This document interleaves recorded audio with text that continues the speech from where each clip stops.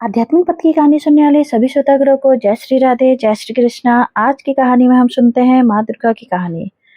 कैलाश पर्वत के ध्यान की अर्धांगिनी माँ सती को दूसरे जन्म में पार्वती के रूप में विख्या हुई। उन्हें ही शैलपुत्री, ब्रह्मचारिणी, चंद्रगंधा, कुष्ठमांदा, स्कंद माता, कात्यायनी, कालरात्रि, महागौरी, सिद्धदात्री आदि नामों से जोड़कर देखा जाता है, जिन्हें दुर्गा, जगदम्बा, अम्बे, शेरावली आदि कहा जाता है। वे सदाशिव की अर्धांगिनी है। आगे सुनते हैं माता की कथा। आदि सतयुग के राजा दक्ष की पुत्री सती माता की शक्ति कहा जाता है। शिव के कारण इनका नाम शक्ति हो गया। हालांकि इनका असली नाम दाक्षायनी था। यज्ञ कुंड में कूदकर आत्मदाह करने के कारण ही उन्हें सती कहा जाता है। बाद में उन्हें पार्वती के रूप में जन्म लिया। पार्वती नाम इसलिए पड़ा कि वह पर्वतराज अर्थात पर्वतों के राजा की पुत्री थी, राजकुमारी थी। पिता की अनिच्छा से उन्होंने हिमालय के इलाके में ही रहने वाले योगी शिव से विवाह कर लिया।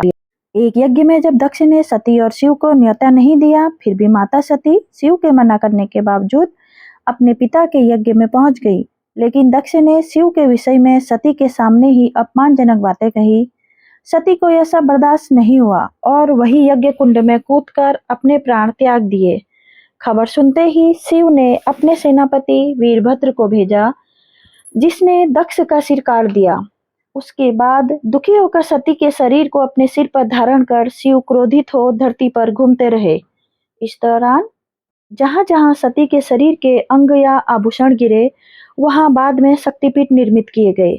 जहां पर जो अंग या आभूषण गिरा, उसी शक्तिपीठ का नाम वह हो गया। इसका यह मतलब नहीं है कि अनेक माताएं हो गई थी। माता पार्वती ने ही शुंभ, निशुंभ, महिषासुर आदि राक्षसों का वध किया था। हम आगे जाते हैं माता के रूप में। माँ के एक हाथ में तलवार और दूसरे में कमल का फूल है। पीतांबर वस्त्र, सिर पर मुकुट, मस्तक पर श्वेत रंग का अर्धचंद तिलक और गले में मणियों की मोतियों का हार है। शेर हमेशा माता के हाथ रहता है।